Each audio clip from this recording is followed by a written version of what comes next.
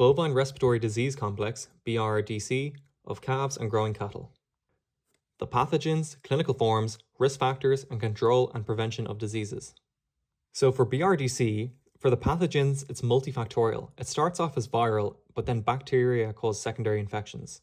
Viruses are BRSV, which is bovine respiratory syncytial virus, and parainfluenza virus 3, and bovine viral diarrhea, also known as BVD. This is notifiable, as well as bovine herpes virus, also known as infectious bovine rhinitis, which is also notifiable.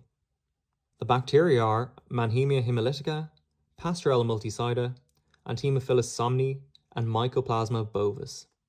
Clinical forms are mostly young housed calves, and the signs occur after weaning, so around 8 weeks.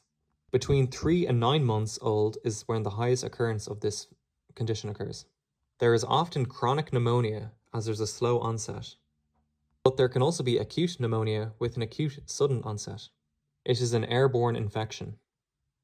The risk factors are overcrowding with a closed barn and poor ventilation, as this increases CO2 and ammonia, as well as cold stress. This decreases respiratory resistance, and immunosuppression from intense stress or viruses such as bovine viral diarrhea.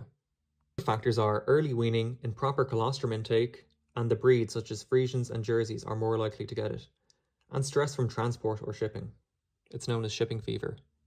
For the diagnosis, you can do an ELISA test or a BAL, bronchoalveolar lavage, or PCR, bacteriology, susceptibility tests, and nasal swabs. For prevention and control, have a proper physical environment, management, microbial environment, and immunological environment. Make sure calves have colostrum immunity and decreased stress, have proper hygiene, and follow the epidemiological rules, such as quarantine, closed herds, and separation of age groups. Vaccinate cows 2 times before giving birth, and vaccinate calves at around 12 weeks and 15 weeks old.